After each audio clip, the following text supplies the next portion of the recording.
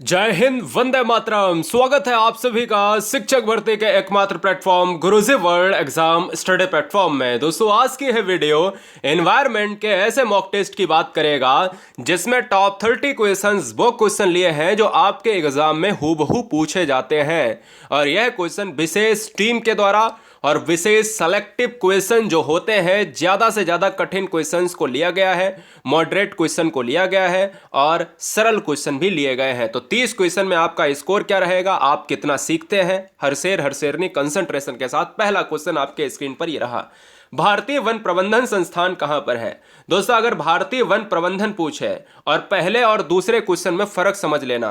पहला क्वेश्चन और दूसरा क्वेश्चन एग्जाम में बहुत आता है। तो अगर वन प्रबंधन संस्थान पूछे तो आंसर किसके साथ जाएगा, ऑप्शन नंबर सी के साथ, भोपाल के साथ जाएगा। भोपाल किस क्षेत्र का हिस्सा है, यह मध्य प्रदेश का हिस्सा है और मध्य प्रदेश को कहा जाता है टाइगर स्टेट कहा जाता है, बाघों का राज्य कहा जाता है। यह भी बात आप याद रखिएगा, बाघों का राज्य मध्य प्रदेश। अलग क्वेश्चन। नेक्स्ट क्वेश्चन, भारतीय वन सर्वेक्षण। अभी मैंने आपसे पूछा भारतीय वन प्रबंधन संस्थान कहां है, तो आंसर भोपाल। भारतीय वन सर्वेक्षण का मुख्यालय कहां है, तो answer Dehradun, part of Uttarakhand. याद रहे कि उत्तराखंड को फ्लावर्स वैली का स्टेट कहा जाता है। यानी फ्लावर्स वैली किसे कहते हैं, कहां पर फूलों की घाटी है, उत्तराखंड में है। अगर शांति घाटी पूछे तो केरल में है।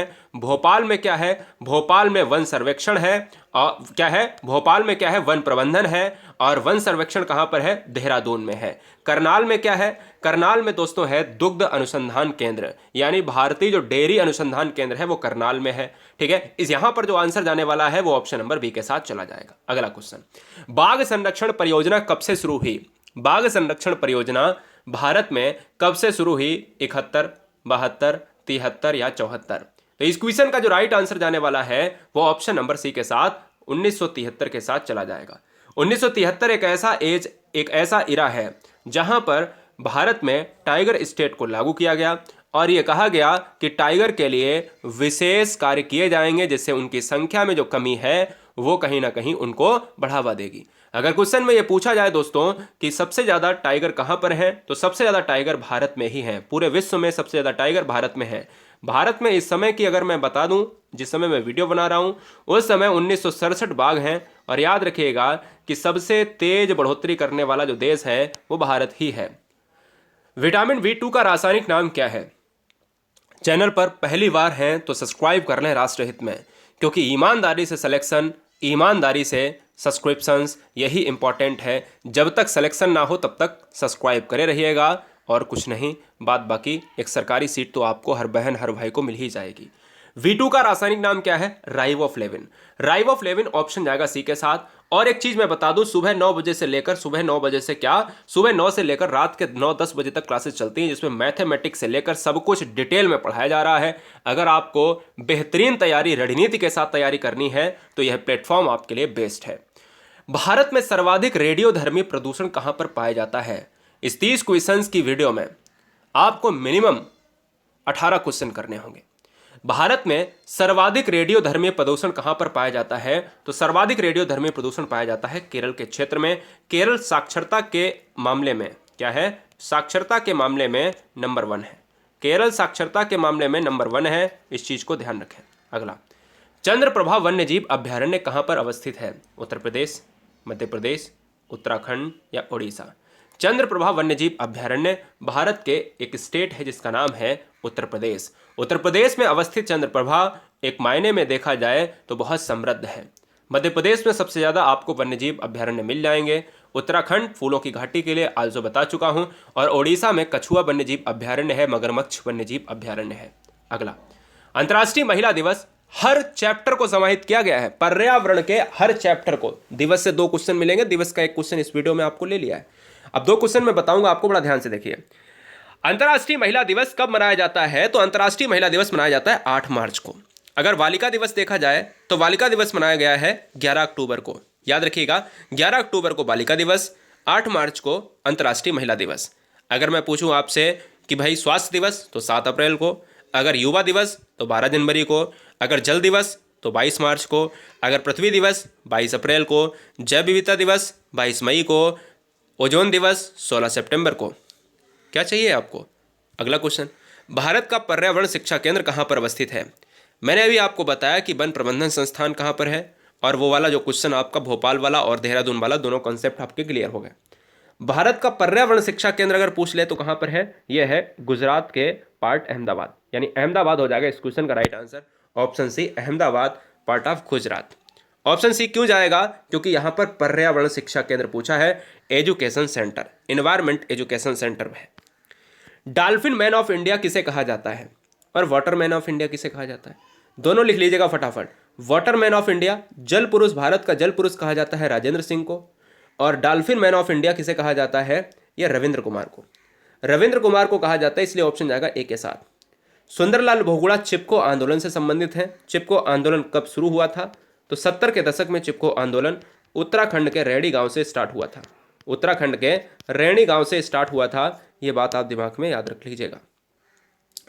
क्वेश्चन नंबर 9, भविष्य का ईंधन किसे कहा जाता है? भविष्य का ईंधन क्या इथेनॉल होगा, हाइड्रोजन होगा, मीथेन होगा, या फिर प्राकृतिक गैस? दोस्तों, यदि आप इस वीडियो को देख रहे हैं कंसंट्रेशन के साथ, वीडियो खत्म होने के बाद आपको ये देखना है कि हम पूरी डिटेल के साथ, शिद्दत के साथ पढ़ा रहे हैं। एक एक टॉपिक को, इन्वायरमेंट का ख़त्म किया है, मैथमेटिक्स का ख़त्म कर रहे हैं। और याद रखिएगा कि उन सभी टॉपिक पर एक बार क्लिक करके ये देखिए कि क्या आप जो पढ़ रहे हैं वो क्या सही पढ़ रहे हैं, सटीक पढ़ रहे हैं, जो आपके सिलेबस में है, तो वो आपको नीचे लिंक में मिलेगा। उसकी एक एक वीडियो 10-10 मिनट की है, 15-15 मिनट की है। देखिए कितनी जल्दी सिलेबस खत्म हो जाएगा। 2 घंटे में चाहोगे तो इन्वायरमेंट उड़ जाएगा, पता ही नहीं चलेगा। आंसर किसके साथ जाएगा? हाइड्रोजन के साथ। ऑप्शन जाएगा बी के साथ। नेक्स्ट, भारत सरकार ने पर्यावरण संरक्षण अधिनियम कब लागू किया?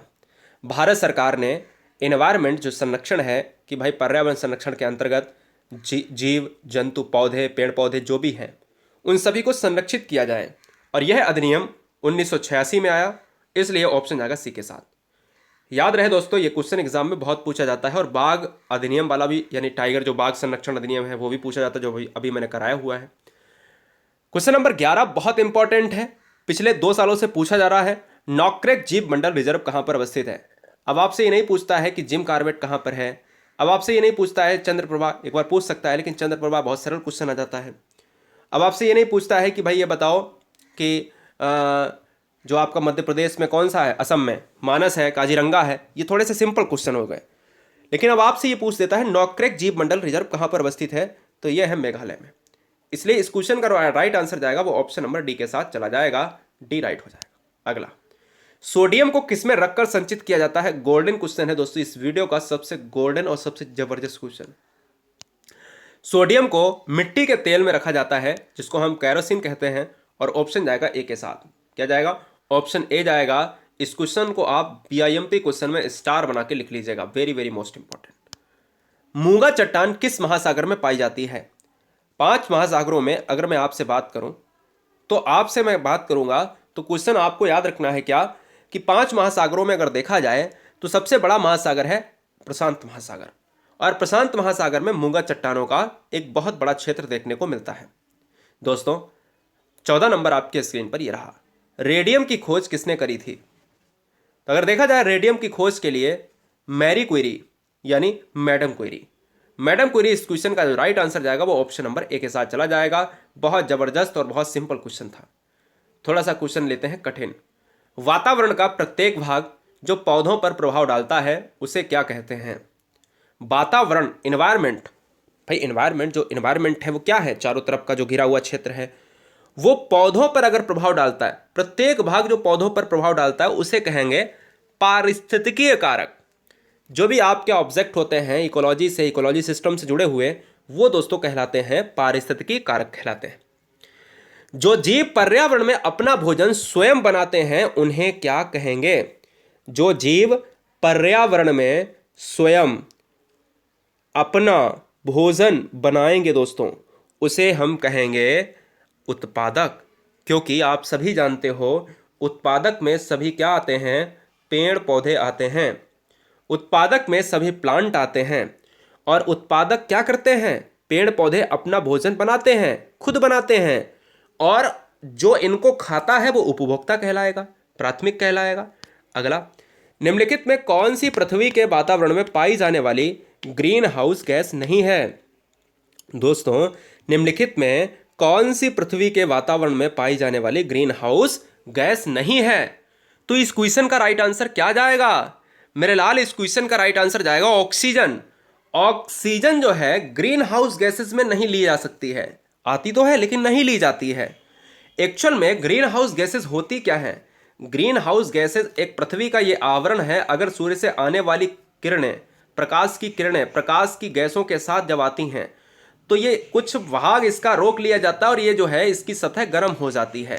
तो दोस्तों, यही जो ऑक्सीजन है ना, ये इसमें मुख्य भूमिका नहीं निभाती। मुख्य भूमिका जो है कार्बन डाइऑक्साइड निभाती है। 18 नंबर है, भारत सरकार द्वारा केंद्र में पर्यावरण विभाग की स्थापना किस वर्ष की गई? भारत सरकार के द्वारा केंद्र में पर्यावरण विभाग की जो स्थापना की गई है वो की गई है किसके, कब की गई है? 1980 यानी 80 के दशक में की गई है। 86 में पर्यावरण अधिनियम आया, ये बात आपको बताई। 70 में आपका चिपको आंदोलन आया, ये बात आपको बताई। तो ये चीज़ें आपको याद रखनी है। 19 नंबर एक धांसू क्वेश्चन है, कोई भी आपको जल्दी नहीं बताएगा। यहाँ पर 19 नंबर एक बेहतरीन क्वेश्चन की श्रृंखला में रखा जाता है पर्यावरण में।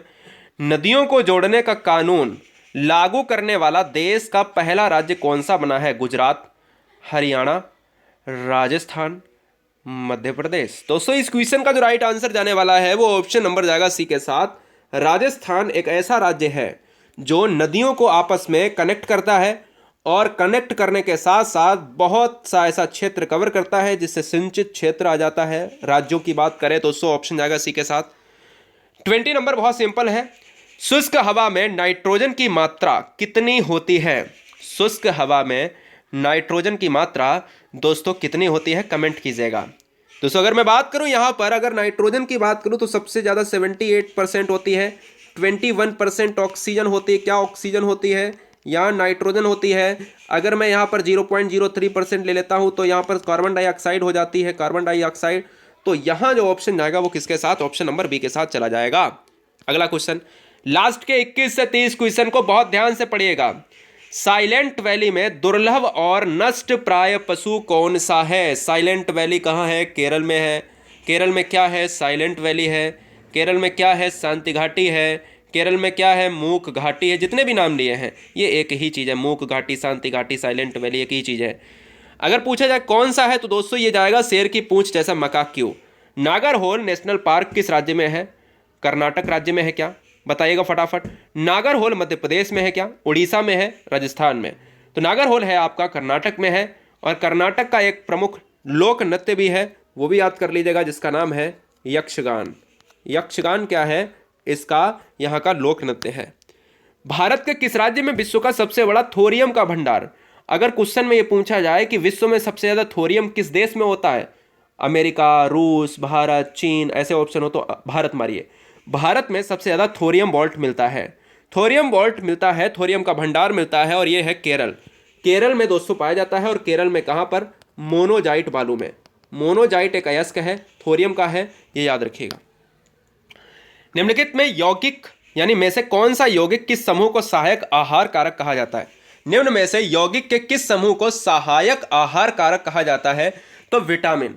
देखिए, विटामिन कोई भी प्रोटीन नहीं देता, विटामिन कोई भी एनर्जी नहीं देता, लेकिन ये आहार में शामिल किया जाता है। विटामिन बी, विटामिन ए से लेकर B12 तक, बी, सी, डी, ई, ए के जो भी विटामिन हैं, ठीक है ना, ए, डी, ई के, बी, सी विटामिन। ए, डी, ई के विटामिन होता है वसा में घुलनशील और बी, सी होता है जल में घुलनशील। अगला क्वेश्चन, विटामिन सी को और किस नाम से जानते हैं? बहुत सिंपल सा क्वेश्चन है, चिंदी सा क्वेश्चन है। तो देखिएगा यहाँ पर अगर मैं बात करूँ, होलकट ने इसकी खोज करी और एस्कॉर्बिक एसिड जाना जाता है। और इससे जो स्कर्वी रोग होता है, जिसको हम खट्टे पदार्थों से इसको हम करते हैं पूरा। गोल्डन चावल, गोल्डन राइस एक प्रचुरतम स्रोत है। कौन से विटामिन का गोल्डन राइस एक प्रचुरतम स्रोत है? कमेंट करिएगा दोस्तों। तो इस क्वेश्चन का राइट आंसर जाएगा विटामिन ए। बहुत सारे बच्चे एकदम से यहाँ पर ऑप्शन देखे तो तुरंत लगा गए। भाई सिंपल सी बात है, ये कोई भी यहाँ पर बैकग्राउंड लगा हुआ है। देखिए, इस क्वेश्चन का जो राइट आंसर जाएगा वो ऑप्शन नंबर ए जाएगा। विटामिन ए से जो रोग होता है वो रतौंधी हो जाता है और इसका जो रासायनिक नाम होता है वो रेटिनॉल हो जाता है। अगला, किस राज्य में सबरीमाला मंदिर स्थित है? तो सबरीमाला मंदिर है केरल राज्य में। बहुत सिंपल सा क्वेश्चन है। सबरीमाला मंदिर विवादों में रहा है महिलाओं के एंट्री के लिए। बहुत इंपॉर्टेंट क्वेश्चन है, 28 नंबर ऐसा क्वेश्चन देखने को मिलेगा एग्जाम में, मैं वादे के साथ कह सकता हूं। दुलहस्ती पावर स्टेशन किस नदी पर आधारित है? दुलहस्ती पावर स्टेशन जो है वो चिनाब नदी पर आधारित है और चिनाब नदी पर है, ये बात आप दिमाग में फीड कर लीजिएगा। सेकेंड लास्ट क्वेश्चन आपके स्क्रीन पर है, ऑलेरी कल्चर किससे संबंधित है? ऑलेरी कल्चर किससे संबंधित है? तो दोस्तों याद रखिएगा, ऑलेरी कल्चर जो है वो है सब्जियों के कल्चर से, सब्जियों की खेती से। और लास्ट क्वेश्चन आपके स्क्रीन पर ये रहा, ओजोन परत के ऊपर आयन की परत है, ओजोन परत के ऊपर आयन मंडल, और कहता है कि ये जो गैस है ना, ये कौन सी गैस छोड़ती है आयन मंडल? आप बताइएगा, फटाफट जवाब दीजिएगा। गुरुजी वर्ल्ड एग्जाम स्टडी प्लेटफॉर्म को जो बहन, जो भाई, जो गृहिणी सब्सक्राइब किए उन सभी का दिल से धन्यवाद, और जो नहीं किए हैं उन सभी को भी बहुत सारा प्यार, क्योंकि सिलेक्शन हमारे लिए इंपॉर्टेंट है। आपके सिलेक्शन से अगर घर में खुशियां आती हैं तो हमारे मुख पर भी वो खुशी आएगी, हम भी कह पाएंगे 50 लोगों के बीच में कि कहीं ना कहीं हमारा परिवार, हमारे परिवार में से एक बच्चा सेलेक्ट हुआ है, हमारे परिवार में से देखिए वो सेलेक्ट हुआ है। ठीक है, सिलेक्शन के बाद आपसे मिलना जरूर होगा, और उम्मीद है दोस्तों कि एक बेहतरीन आप सिलेक्शन लेंगे और हमें जरूर बताएंगे। Love you guys, thanks for watching video. Guruji world exam study option number C इस क्वेश्चन का राइट आंसर हो जाएगा। Guruji world exam study platform में जितने भी क्वेश्चन किए हैं उसका आप जो है स्कोर हमें कमेंट बॉक्स में जरूर बताएं। टेलीग्राम से जुड़ने के लिए आपको सर्च करना है GURUJI एक स्पेस WORLD। जब गुरुजी वर्ल्ड आप सर्च करेंगे तो ऐसा लोगो मिलेगा ग्रीन कलर वाला, वही केवल गुरुजी वर्ल्ड लिखा होगा उसी को ज्वाइन करें। केवल जिसमें गुरुजी वर्ल्ड लिखा हो उसी को ज्वाइन करें, जहां पर आप न तो मैसेज कर पाएंगे न मैसेज देख पाएंगे, केवल आप मैसेज हम करेंगे वही मैसेज देखेंगे, वही PDFs आपको मिलेंगी। ठीक है, कोई क्विज वाला ग्रुप आप ज्वाइन ना करें जिसमें क्विज होती है, सारे क्विज वाले ग्रुप फेक हैं। Love you guys, thanks for watching video. Guruji world exam study, वंदे मातरम, इंकलाब जिंदाबाद। कैसी रही ये वीडियो, कैसा रहा आज का पर्यावरण का धमाकेदार सेशन, कैसा रहा ललन टॉप सेशन, तो बताइएगा। आप सभी से उम्मीद है कि आपने स्कोर अच्छा किया होगा। स्कोर खराब किया है तो सीखने को तो बहुत कुछ मिलता है दोस्तों। अगर ये क्वेश्चन कल को एग्जाम में आ जाए तो आप तो उड़ा दोगे ना, मुझे पूरा भरोसा है। Love you guys.